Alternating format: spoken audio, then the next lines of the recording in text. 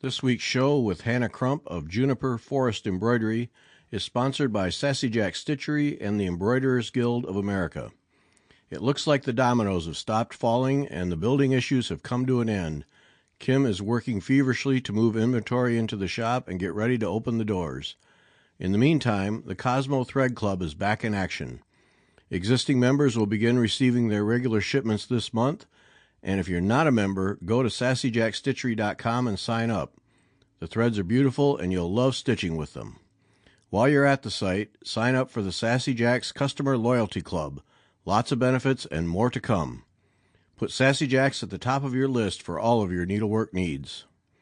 Also sponsoring this week's show is the Embroiderers Guild of America. We encourage you to join the EGA as it offers so much to needleworkers regardless of technique or skill level. One thing you'll want to check out on the EGA website is the Through the Needle's Eye virtual exhibit. It's an absolutely amazing virtual experience that allows you to explore 2 galleries of beautiful needlework. When you've finished the exhibit, head over to the National Seminar page to view the classes and register for the 2024 National Seminar, Preserving Needle Art, August 14 to 18 in Atlanta. Registration is open now through May 15. Also, be sure to sign up for the very popular virtual lectures and use the code FiberTalk5, that's FiberTalk and the number 5, all one word, to get $5 off a new or recorded lecture. There's so much more to see and learn at egausa.org. Join today so you can experience it all. Thanks to Sassy Jack Stitchery and the Embroiderers Guild of America for sponsoring this week's show. And now enjoy our conversation with Hannah Crump of Juniper Forest Embroidery.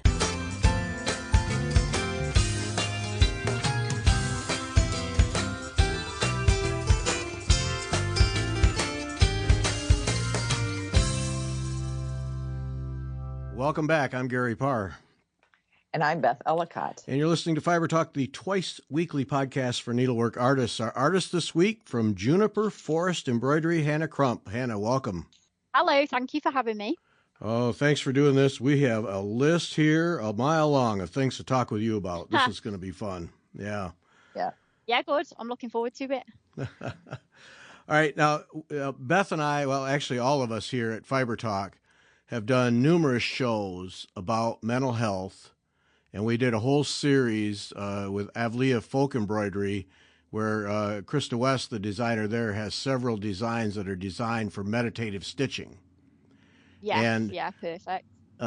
So this is a topic that we've covered often, and I was so interested when we researched you at the role that mental health and embroidery have played for you, just for your own mental health, but also helping you move forward with your business.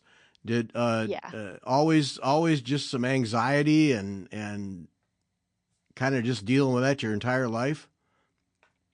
Yeah, so when I was a child, I was a very anxious child and I had just no confidence in myself. I was always like the kid in the corner that didn't want to join in on sports day or didn't want to like go to the school disco and things like that. And I felt that as I moved into adulthood, I noticed how my anxiety and my lack of confidence was really holding me back. So for many years, I just wasn't sure of the direction that I wanted to go in because I just wasn't confident with putting myself out there. So as soon as I found embroidery, something just clicked into place and I knew that that was the thing that I wanted to do going forwards because of the positive effect that it had on my mental health.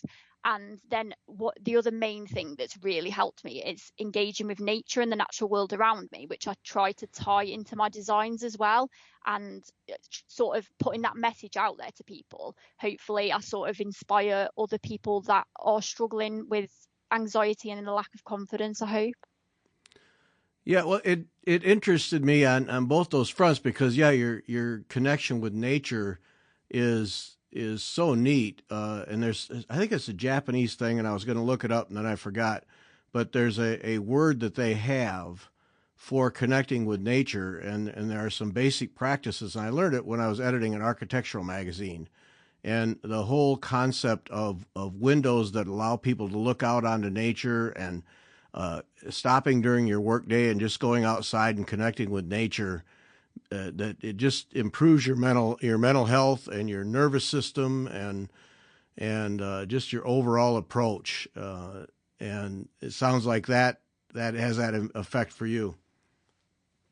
Yeah, I haven't heard of that particular word, but it's definitely something I would be interested in learning more about because, I found that as I've become more proactive with managing my mental health, that's the sort of thing where you kind of learn the things that click into place, and engaging with nature is one of the biggest things that's just impacted my life in such a positive way. So now it's just sort of become part of my toolkit for just keeping myself as positive and healthy as possible. And when you're doing embroidery, do you have the things that we all experience where your heart slows down and your tension goes away and you just kind of go into another world? Yes, 100%. I think it's such a meditative thing to do. And I think that for me, I love the repetition of it, which I think when you talk to people that aren't embroiderers, a lot of people tell me at markets and things like that that they just wouldn't have the patience for it. So I think you have to be the right kind of person. But if you are that kind of person, then it's so beneficial just slowing down and just, that the repetitive nature of it is just something I absolutely love. And like you say, you just do go into your own little world, and it's nice and peaceful there. Now, does that happen to you also? I mean, you have a business to run and designs to create. Does it still happen when you're doing that and you're feeling like you need to get a design finished and out to the world? Do you still have that experience, or is it kind of an internal battle there? So I try to be quite strict on myself, where I'm of the opinion that if I'm not enjoying it, then I won't do it. So if I know that I'm not in the right frame of mind to do the embroidery, then I'll just step away and go and do something else, because I still want to enjoy it, even though it is a business. So with the actual creating of the designs, I only do that when I want, like when I'm able to get into that relaxed state, because of the fact that it's so important to me that I do maintain my mental health, and that is part of my story. So I don't think it would be fair to myself if I did allow myself to get stressed by it. So yeah, I do try to manage it as best I can and find that happy balance. Okay, I mean, I've wondered that many times, because so many people in this world of needlework, it's a hobby that becomes a business, and I'm sure I could easily find 100 people that would say that the business part kind of sucks the life out of the embroidery part, and I'm sure there's a number of people who question why they even went into business. So you're carefully guarding that then. Yes, and it might just be because I'm fairly new to it. So I'm only like a few years in. So ask me in 10 years. But yeah, hopefully I'm still going to be loving it. Okay, we'll have you back. I'll make a note. 10 years from now, we're going to check on you. Yep. But this, I mean, this whole textile world, you spent a lot of years in school studying textiles. What drove you to do that? I think when I was a child, I was just really fascinated by like the fashion world and clothing, especially. So like even from when I was a little kid, I always used to buy Vogue magazine, and I used to dress up all the time. And yeah, I just used to love that sort of side of it. So when I was at school, I specialised in textiles. And then when I moved on to college as well, I did a BTEC in fashion design. So I think when I was younger, I thought that it was the fashion world that I wanted to move into. But then the fact that I guess it is quite a stressful industry to be in. So I realised that it wasn't going to be beneficial to my health to work in that sort of world. So that's sort of when embroidery came into it, because it's sort of a totally different experience, really. And I can sort of take my time with it. It's not like as cutthroat as fashion. So yeah, I then went on to university and I did management and marketing of textiles. But that was sort of more business sided. So I think I just sort of did that because I thought it would get me a job at the end of it, I suppose. But then I quickly realized that it wasn't going to be what I was most happy doing. So after a while, I went and did a master's degree in textile design, and that was because I wanted to really find what I was passionate about. And yeah, from doing my master's degree, that's sort of where I found embroidery. That was where home showed up, huh? Okay. Yeah, Beth, how many people have we talked to started out in the fashion world and no? And and said no, it's too stressful, it's too fast paced. too much going on. So did anyone in your family do needle crafts of any sort? Not really, no. Like my mom and my grandma's would have sewn a little bit, but it's not something that anybody was particularly passionate about in my family. So yeah, a few people have asked me where my passion comes from, and I can't really answer it really. Like my mom's a really good baker, and she does a lot of creative stuff with baking, so maybe that's sort of where my creativity comes from. But yeah, with regards to textiles and embroidery, I'm not totally sure. It's just my own little thing. She's the family outlier. That's right. Yeah. That's all right. Yeah. So how does this? So you find embroidery in school, and you say, all right, this is where I need to go. Do you say then, all right, I need to make a business out of this, or is it this is a nice hobby, this is relaxing, I mentally feel better. Let me just explore that. How do you make that break and then find a path to starting a business? So when I was doing my master's degree, I was more focused on like natural dyeing and ethical fashion and things like that. And I did a little bit of embroidery when I was doing that. And then I didn't start really getting into embroidery properly until lockdown, which was when I started doing it more as a hobby because I was furloughed from my job and I just needed a creative outlet. So at the time, I just started stitching presents for like friends and family because we couldn't go to the shops and things like that.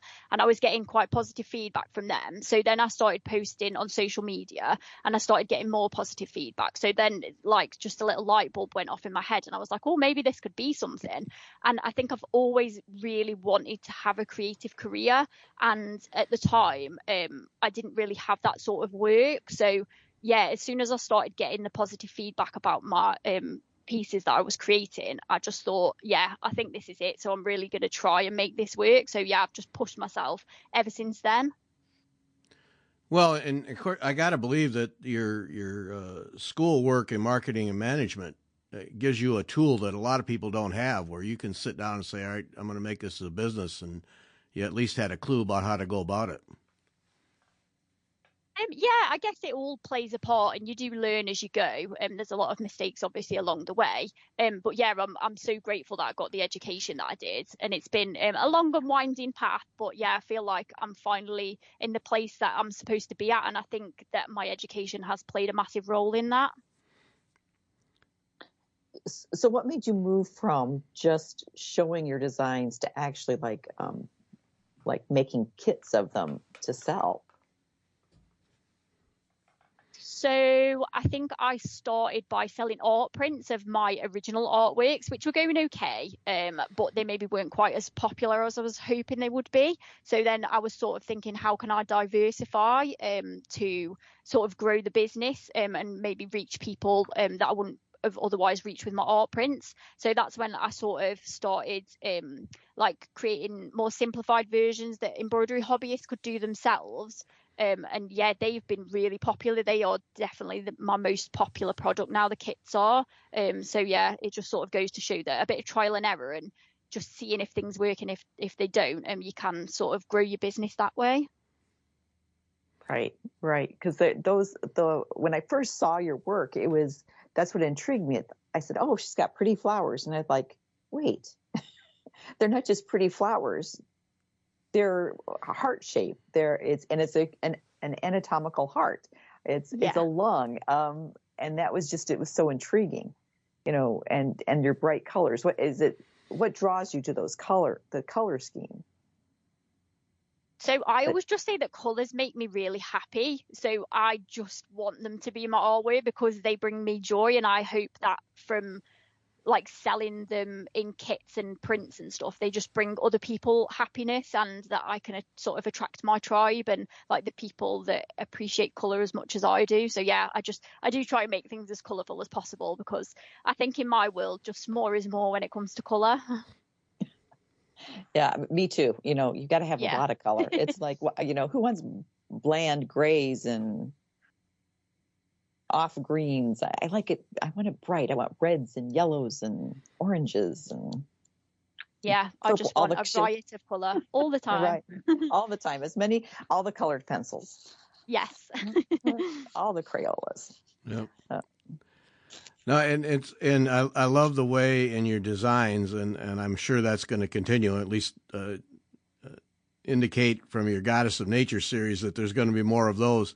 But you're true to yourself in that you, even in your designs, that you connect nature with embroidery and stay to that, because people think, all right, I'm going to do a design of lungs or a heart or a brain.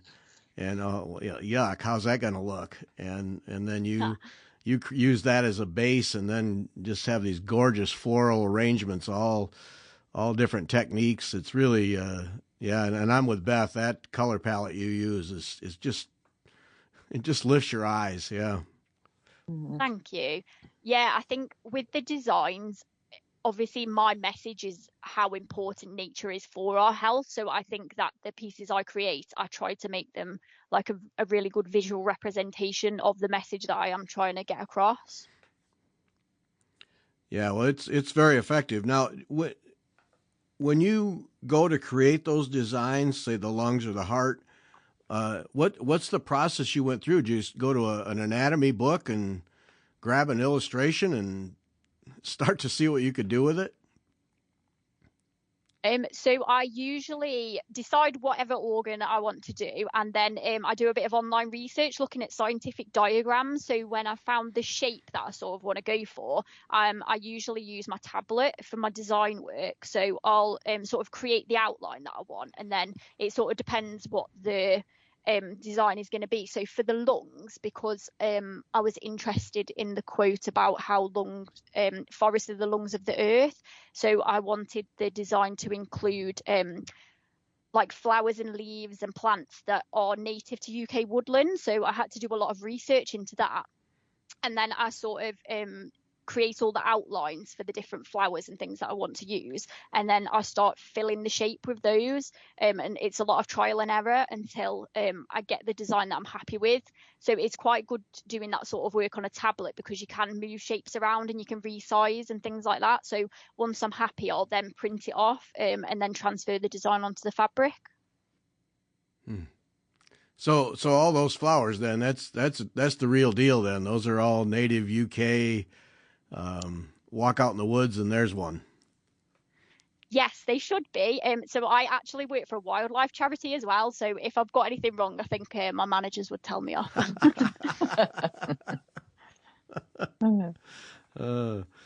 That's great. Now, I mean, you use various techniques, needle painting and standard embroidery techniques or stitches. Is that all self-taught, or have you had some formal schooling on that? No, it's all self-taught. So I pretty much picked up embroidery when I was doing my master's degree. But I was part of like a small group at uni that was doing the master's degree, and it involved loads of different types of crafts and art forms. So I was the only embroiderer. So you could sort of write what your own master's degree program was going to look like. So yeah, I was completely self-taught. So I'm sure there's a few things that I could improve, but yeah, I think I've managed to learn quite a lot along the way. Nah, stick with what you're doing. Yeah. There's no right way. Yeah, it works. Yep. So this Nature and Us collection, you got the lung, heart, brain, and then you did Mother Nature. Are you going to explore that more, or do you feel like you've pretty much reached the end of that series? No, so I definitely want to do more. I feel like by the end I want to have a whole body. And something that's been really important to me is when people have bought my artwork, a lot of people have shared their story with me about the reason that they're buying it. So it might be that they're buying the lungs because they are a lung transplant patient, or somebody bought the brain for their sibling who had ADHD. And then somebody else bought the heart because they'd had a heart transplant. So it's really like I get a lot of fulfillment from people telling me the reasons that they have a personal connection with my pieces. So a lot of people also come up to me with suggestions of things that they would like. So yeah, I've got a big list, and I definitely want to make some more, because yeah, just how people connect with my pieces, I just get so much joy from it. So yeah, the more I can create, the better, I think. That is so cool. Yeah. Wow. Yeah, it's very cool. No, it adds And adds so much more meaning to what you're doing. Wow. Yeah, for sure. And I feel so privileged that people are willing to share their story with me. It feels like quite a personal connection that you have with people when they are willing to share those parts of their lives. So yeah, it makes what I do so worthwhile. Well, that's great. And I love the way Mother Nature, the Mother Nature one, so many ways you can interpret that. But I was talk about painting the back of painting the ground cloth, because you do some really striking things just by creating a background. So once I'd finished doing all the embroidery, the background was just white fabric. So I wanted to sort of create a background that added to like the meaning behind the piece, and obviously to look visually striking as well. So I got some metallic fabric paints and I created a pattern that was sort of a visual representation of all the different elements. So there's like fire and earth and water. So it all sort of ties in with the story, and it's just sort of bringing in a different type of like media that complements the stitching. Well, it's very effective, yeah. And when I saw that, I remembered Beth did a painted canvas one, and you'd already done the stitching, and then you painted the background. And I wondered if you, Hannah, I wondered if you'd painted yours first or second, because I think that was pretty harrowing experience for Beth to not mess up the stitching. Oh no, yeah. So I obviously used bigger paintbrushes the closer to the edge I was, but as I was getting closer to the hair and the face and the body, I had to use a very small brush. So it was very labor intensive, but yeah, I think it was completely worth the effort. Right. And of course, because when you're stitching, you didn't know that you wanted to probably, or maybe you figured out that you wanted to paint it, but it's almost too late. You had to wait till the end. I know that feeling. Yeah, so I knew I wanted to create a background, but I feel like until all the stitching was done, I didn't know what that was going to look like. So yeah, it was sort of important to do that afterwards. But yeah, like you say, it is a little bit daunting in case you mess it up, I suppose. Right, right. As you're doing these things, how do you know when the design is done? I mean, you do a drawing, you put it down on ground cloth. Do you know it's done then, or is there a lot of modification that comes as you're stitching it? No, I don't think there's much modification. I think that I'm such a visual person that in my head, I know exactly how it's going to look at the end. So it's the same with like, like interiors and things like that in your house. So like my mom and my partner are always just like, I don't know what you're talking about. I can't visualize it, but I've got such a like determined view of what something's going to look like at the end. So I think that's true of my artwork as well, because I thoroughly research it before I start creating things.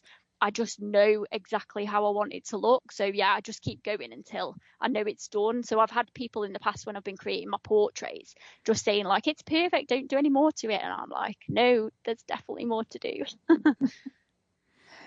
So do you keep like a sketchbook, or do you keep everything like on your tablet with notes of what you want to do next? So I have a lot of lists on my phone. So if an idea pops into my head, I'll just add it to my big long list. And then I also, with the design work, a lot of that is on my tablet. And then I also have a lot of just paper sketches as well, that I keep in the room that I work in. So yeah, it's sort of a lot of different places, just depending where an idea pops into my head, what's going to be the most convenient, because a lot of ideas pop into my head while I'm out and about, so I'll pop it in my phone, and then I can transfer it to either paper or my tablet when I'm home. Right. Please tell me your workroom is just strewn with all kinds of ideas instead of a really neat little desktop. If you could see it now, it is an absolute mess. There we go. Yes. Creative chaos, so it's all good. Excellent. Yeah. That's great. It's interesting now. Talk about that tablet, because we see, a lot of artists, it's still pencil on paper, but is there a specific program you use to do illustrations, or how do you use that tablet effectively? Because I've poked around at it a little bit, and it just seems like it's a real challenge to get something that you can just pick up a tablet and use it on a whim. Yeah, so I think I like a combination of the two. Like my heart says pen and paper and pencil, but like my head is saying tablet because of the fact that it is so versatile. So the fact that you can resize things and you can easily delete things without like ruining another part of your design. And then also another thing that's really good for the tablet is when I'm getting my fabric printed for the embroidery kits, I can just easily upload it from so the program that I use is called Procreate, so I can just upload it from there to the fabric printers. So there are a lot of benefits to it, but yeah, I do much prefer the more traditional techniques. But yeah, unfortunately the modern world says I've got to use my tablet. Now, is that when you're doing that? So Procreate is what you use, and then using like an Apple Pencil to do all your illustrations? Yeah, so okay. Yeah, so I use Procreate on my iPad and then I use my Apple Pencil while I'm on the program. Okay. I'm not asking these questions because I have delusions that I have talent and can pick up an Apple Pencil and actually draw something. It's just pure curiosity. It's really interesting though, because you can achieve so many different things from working on a tablet. So there are a lot of benefits to it. But yeah, it's definitely, I wouldn't want to fully work on a tablet. So I do like the balance between all the different types of ways you can design. Okay. Yeah. I'm just glad your workspace is a mess. I love it. Yes. Oh yeah, it's awful. But once I've finished like a big project or something like that, I'll have a really good clean and it's sort of very cathartic, and then I'll just mess it all up again. Excellent. Yes. Perfect.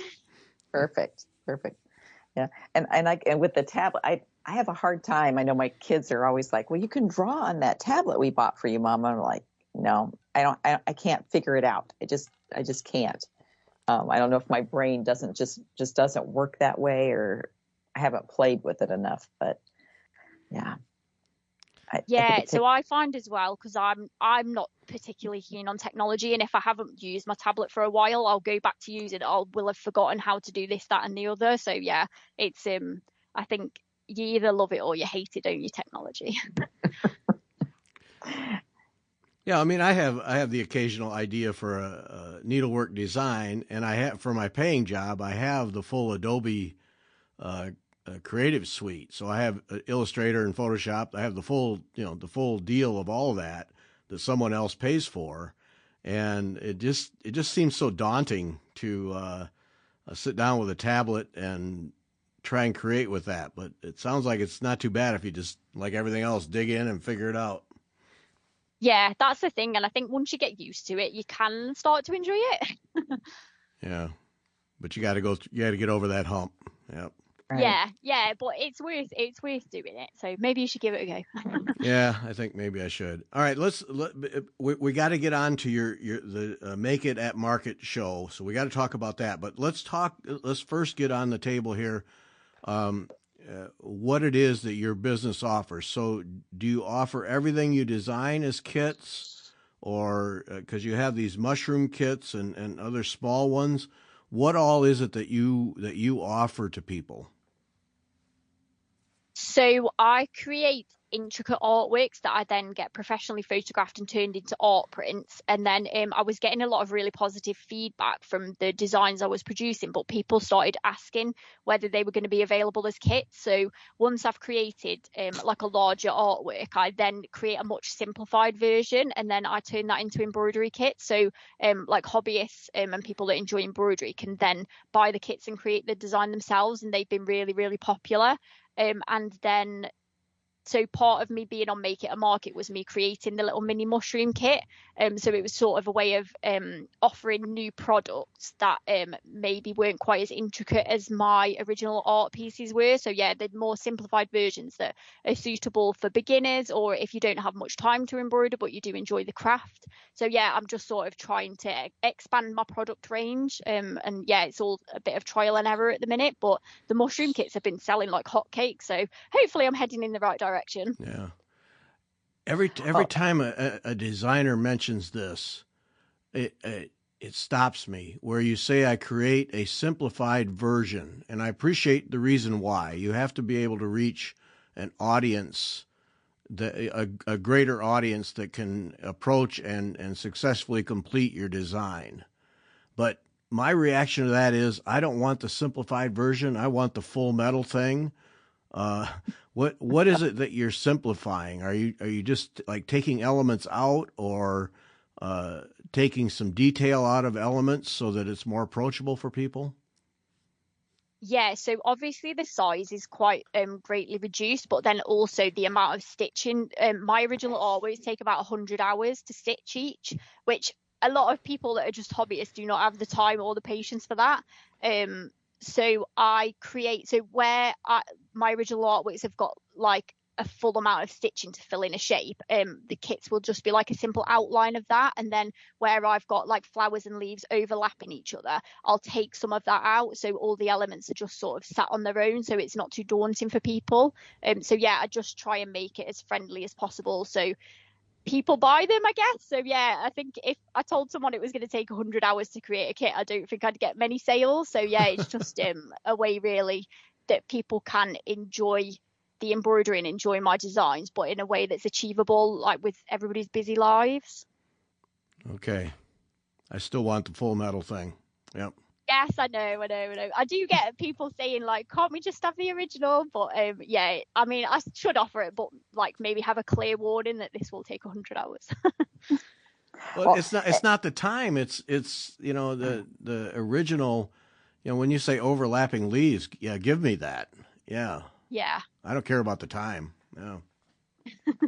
Yeah, some of us insane people, 100 hours on a project, that's, I have several of those going. So yeah, big deal. right.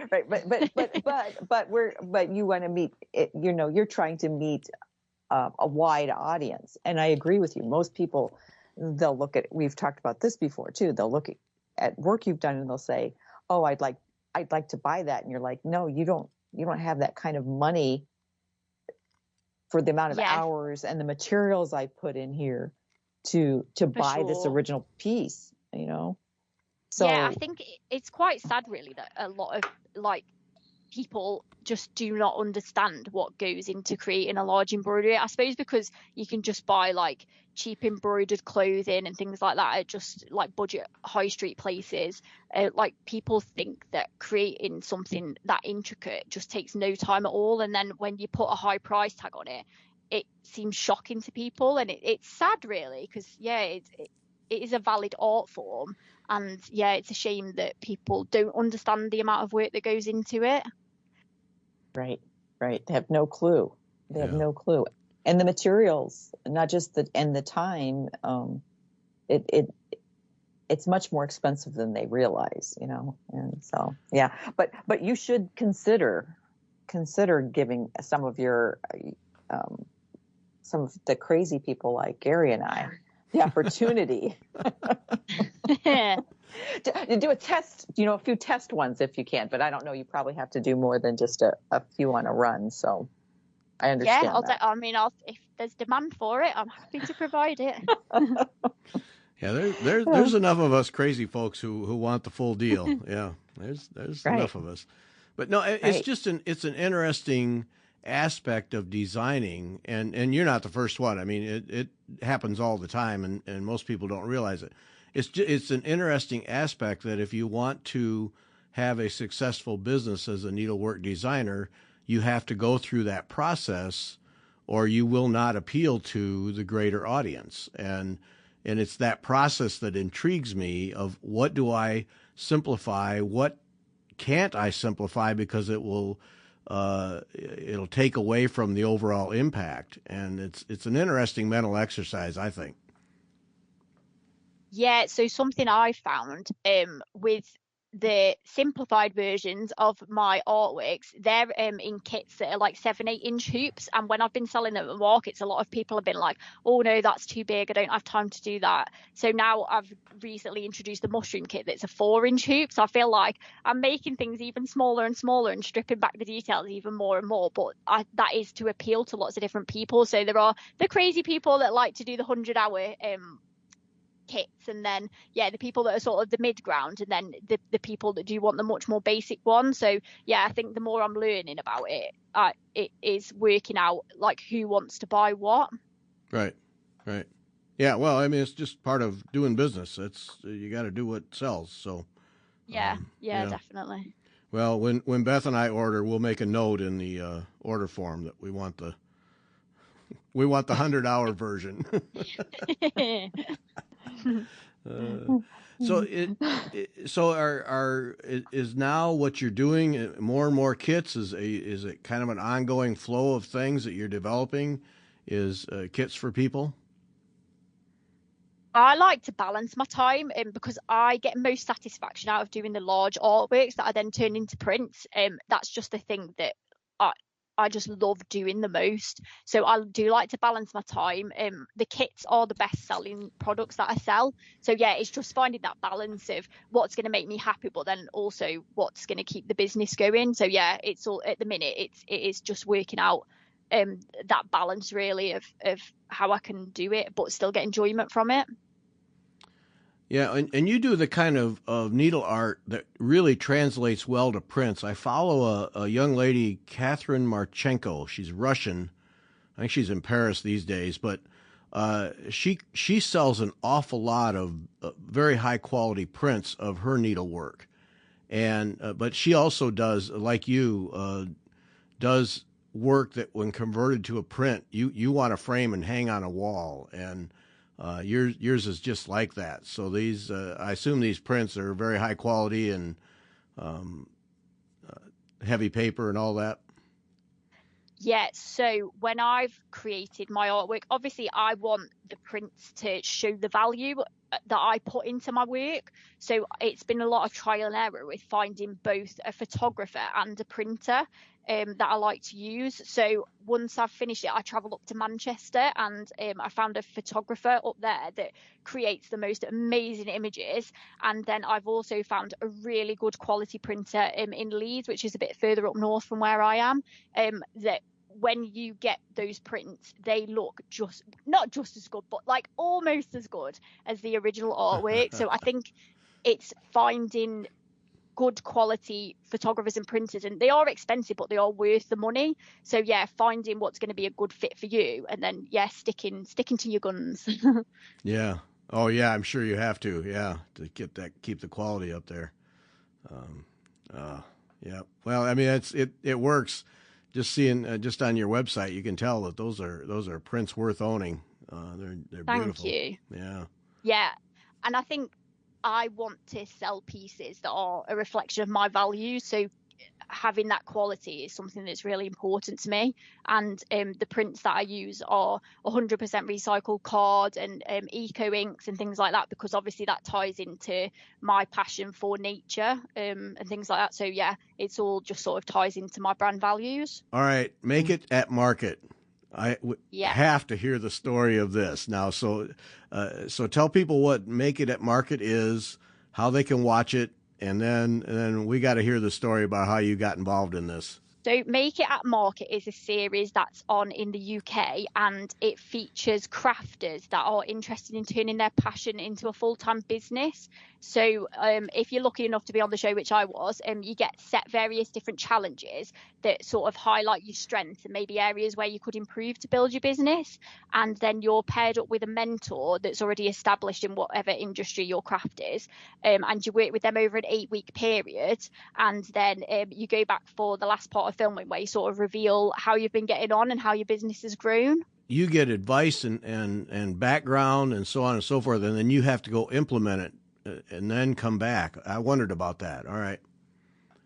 Yeah, so the mentors that we get set us a 3-point action plan. So we go away and work on the actions that we've been set for an 8-week period. And then, yeah, we see if that gives our business a boost afterwards. So, and how do they choose the mentors? Is that obviously not just someone random? Do the mentors look through whoever is in the lot and they pick, or is it picked by the producers? Does that make sense? So yeah, from what I know, the producers pick both the crafters, such as myself, and they also pick the mentors. And then the mentors are given a little bit of time before filming to research the crafters and sort of see where they think they might be able to help them. To get in this show, then was it just random application thing? I saw it was advertised on social media that they were looking for crafters to apply for Series 2. So I thought about it for a couple of days and I was thinking, oh, well, I doubt I'd get on and what have I got to lose? So I just thought, well, the worst thing they're going to do is say no, which they probably will. So I applied and then I got a phone call and I did a phone interview. And then I moved on to the next stage, which was a recorded Zoom call. And then after that, yeah, I was lucky enough to be accepted. How many people applied? Do you know? So I don't know the exact figure, but I've been told it's between 900 and 1,000 people. So yeah, there were 30 of us that were chosen in the end. So yeah, I feel very lucky that I was one of those 30. Wow. Oh wow. Yeah, very neat. Yes, it's amazing. Yeah, it was such a good experience. I feel so lucky. So what was it, if I can ask, what was it about your business that you said to them you wanted help with? Is that the approach? Is I have this business, I want it to grow, I need help in these areas? Or did they say, tell us about your business, and then they come back with you?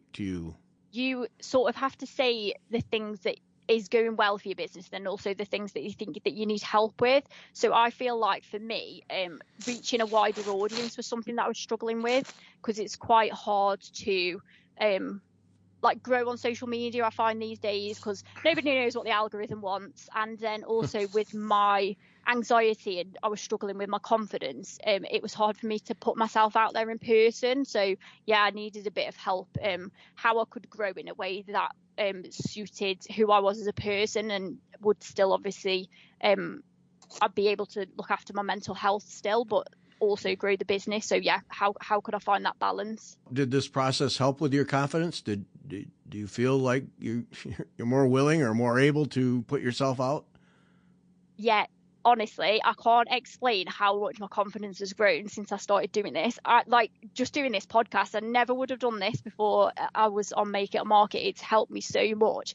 It's just made me push myself in a way that I don't think I would have done if I was just doing it on my own, because it is scary putting yourself out there. And yeah, I've been reaching out to stockists and different markets. I've attended so many markets now, and the more I do things, the more my confidence grows. And because I am showing my artwork to more people, as I'm getting that positive feedback, it's just giving me a little bit of a boost each time. And then yeah, my confidence has just skyrocketed. So yeah, it has been so beneficial. It's just been life-changing. Yeah, because I noticed on your website you are at a lot of events these days. Yeah, so something that was important to me was putting myself out there more. So yeah, I am trying to do a lot more markets, and because of the season, it is market season. There are a lot of people that are after handmade gifts and things like that. So I think the more I do, the more beneficial it is for growing my brand, but then also for helping me as an artist. Even if people maybe aren't buying when they first see you, they'll think about it later and think, I remember seeing that gal who had those lungs with flowers on them. I've got to look that up again. Or they'll pick up a card, or just some way to, you've made those connections, I would guess, when you're putting yourself out there and doing all those markets. Yeah, also I think it's been really beneficial that I can take the time to explain to people the reason that I'm creating what I'm creating, because I think that allows people to have a connection with the piece when they know more about who I am and the reasons that I'm creating it. And also I found that it might be that when I first meet people, they might buy something small like a postcard or a greetings card, and then next time they might buy a print, or they might be intrigued by the embroidery kits but they're not sure, but then they'll take one and try it and they love it, and then they want to buy more and more. So I think putting myself out there more is helping to build relationships with people. So yeah, and that's just beneficial to me as a person. Like, it's just nice to have positive conversations and stuff. So yeah, it's just been a great experience all round. So Make It at Market, what actually was filmed? Was it a before and after thing, or did you get the advice, implement it, and then they do a show about your experiences? The filming took place at a really lovely gardens called Waterperry Gardens in Oxford, which is south of England. And we did the initial filming in July of this year.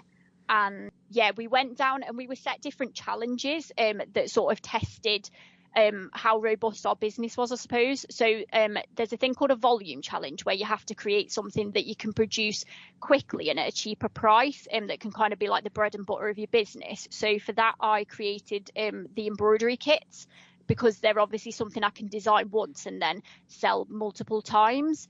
And then we had to do a high-end piece, which is something that's made from more expensive materials and takes longer to produce. So for that, I took my my original lung embroidery, and then we had to create a favourite piece, which is the thing that we love doing the most, just to test if it is something that is going to be profitable going forward. So I created the heart design for that, because to me, I get the most benefit out of creating the large artworks. So once we'd done all the challenges and our mentors had seen like the things we create and where they think they might be able to help us, they give us some advice then, and that's when they set our action plan, which is the 3-point action plan. And then we all went back home and we worked on that for the next 8 weeks, and we had to film ourselves like either talking about what we were doing or filming ourselves and doing what was part of our action plan. And then, we tried to obviously grow our businesses as much as we could over a short 8-week period. And then we went back to Waterperry Gardens in Oxford to film the reveal, which is just sort of where we explain how we've been getting on, what's been going well, maybe if there's been any challenges, and what we think the future is going to hold. So it was quite an intense process, but it was just incredible. So that 8 weeks, you're working like a dog then. I have been working so hard these past 6 months, because we did the filming in July, but we had a lot to get ready before that. So I'd say from June up till now, I have not stopped. I'm exhausted. So I have a question. So the T-shirts that were the lungs, were that part of that challenge then? No, so I had them made just because I saw a T-shirt with some lungs on, and I thought, I think my art would look really cool like that. So I found a printers that use organic cotton, and it's all ethically made, and I got some T-shirts printed, and they look so good. Like from a distance, you wouldn't know that they were printed rather than embroidered. But obviously, reproducing my prints is a good way to make my business more profitable. So like the T-shirts have been selling really, really well, and I always wear my T-shirt when I go to market, so I think it's quite a good little advert of like, this is how it looks. And I think it's just like, if I love them, hopefully everyone else will love them as well. My artwork would look better on the T-shirt than that. well, and when I saw those, I was like, that's something I think my daughter would like, So for me, it maybe wouldn't be something I would wear myself, but I think it would be something my daughter and the age she is at that she would enjoy wearing, and that's what intrigued me about it. I was like, I wonder if that was part of your challenge, because they are beautiful. They look beautiful, and I'm just looking at the image of these T-shirts online, and I thought, oh, that is a cool idea. Anyway. Yeah, so it's funny that you say about the age range of people that might want to wear it, because I've actually found that it's so many different people that actually come and buy those T-shirts from me. So it might be that someone in a certain demographic will walk past and be absolutely disgusted by the fact that I'm doing body organs, but then someone else will come along that's in exactly the same demographic. They'll absolutely love it. So I feel like it's more if you connect with the piece. But it's been a total mix of like, some people love it and some people absolutely hate it and think that it's terrible. Yeah, that's all right. All right, I got to know about the whole filming process. Is it the lighting, the cameras? Just share with us some of your experience of actually doing a TV show. So it was very intense. Obviously, it was really pushing myself out of my comfort zone. Like with someone, so my anxiety, I get very, very nervous in new situations. But I thought, if I don't take this opportunity, I'd just be stupid, because it's such a big chance for me to grow my business and to show people my artwork. So I just had to push myself out of my comfort zone. And it was nerve-wracking, and it was really intense because it was long filming days. You're obviously conscious all the time that like, oh, could I have said that better, or should I have said something totally different? And like, yeah, like, does my artwork look okay, and am I coming across well? And yeah, there's a lot of overthinking that can be done, but yeah, it was just an amazing experience. That one aspect, forcing yourself because you know not doing it would be stupid, but forcing yourself to take advantage of this, was that a huge confidence boost for you once you got through it? 100%. My confidence has skyrocketed, and it's all because of pushing myself out of my comfort zone. And looking back now, I'm so glad that I did it, because I've met so many amazing people, like everybody that was part of the production crew, and then obviously all the other crafters that are on the show, as well as the mentors.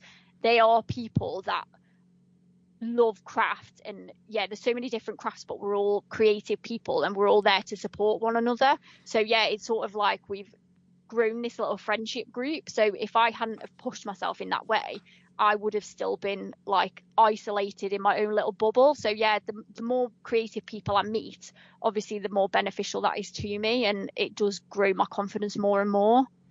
So life-changing then. Yeah, I think it has 100% been life-changing.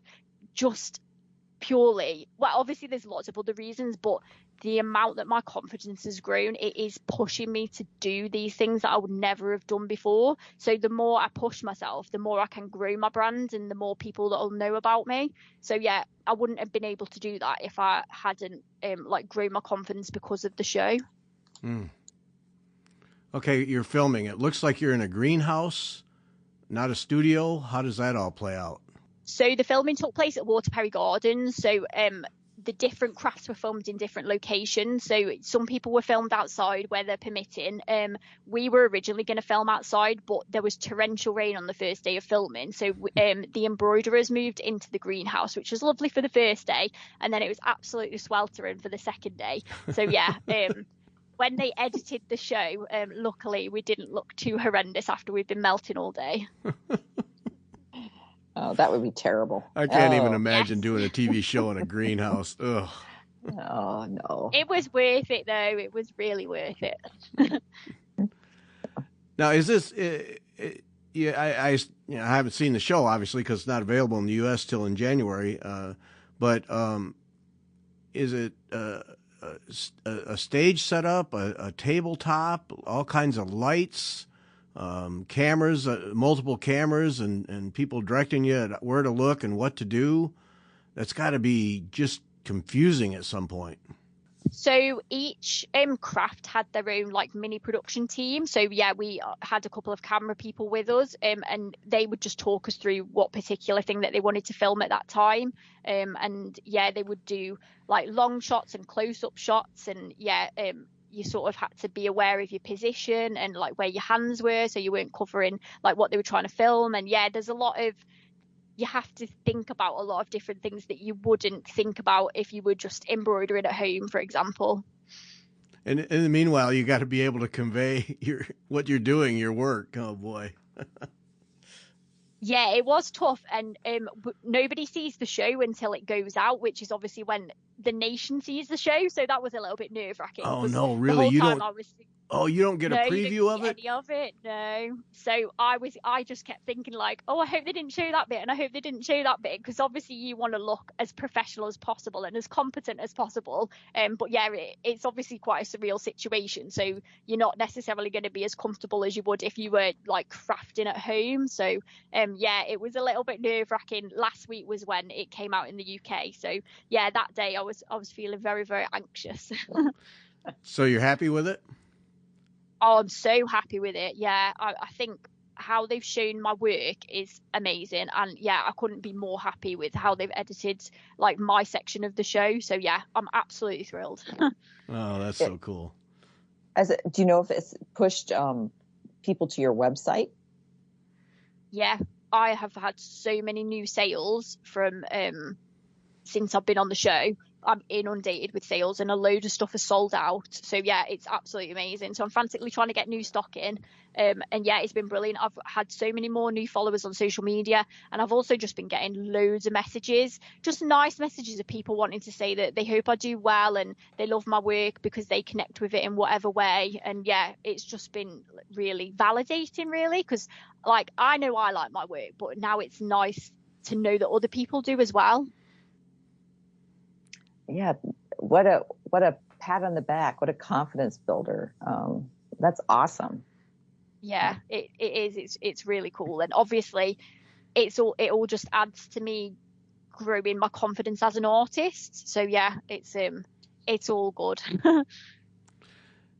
As you're getting ready to be filmed, to do these shows, do they help you with wardrobe and makeup, or is that all up to you?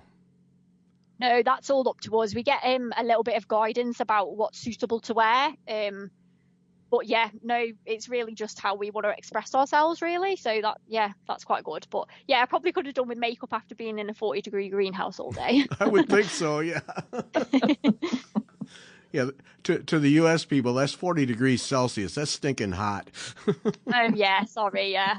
I mean, some people might not think it's that hot, but in the UK, yeah, that is a big shock to the system. Oh, man.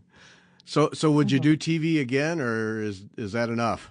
I feel like it's enough for now, just because it was quite an intense situation, but I'm definitely not going to say never again, because of the doors that it's opened for me and the people that I've met through the process, because of how beneficial that's been. I would definitely consider something maybe in the future, but I think for now I might just, stick to embroidery. Go back to your messy studio and be left alone. Yeah, yeah. I'm sure that going through that, you really have an enhanced respect for the people who do TV shows every day. It's got to be really eye-opening.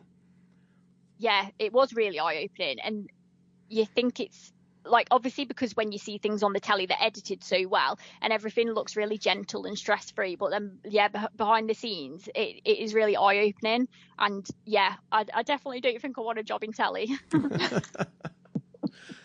Okay, so it aired on BBC. I don't understand the TV arrangements in the UK there. So it aired on BBC Two, and so it was actually BBC One. So in the UK we have 5 like main terrestrial channels, so there's BBC One and BBC Two are the main BBC ones. So yeah, BBC One is like the biggest TV channel in the UK. So yeah, very exciting. Okay, so on 1 and 2, and then how else do we see it, and then how do we see it in the US? So if you're in the UK, you can watch it on iPlayer, which is the catch-up service, and then it's also going to be available on BritBox in January, which will be available in the US as well as Canada and Australia. Okay, so BritBox is where we're going to find it. Okay. Yes, yeah. I don't have an exact date yet, but I can let you know as soon as I do. Yeah, please do. Yeah.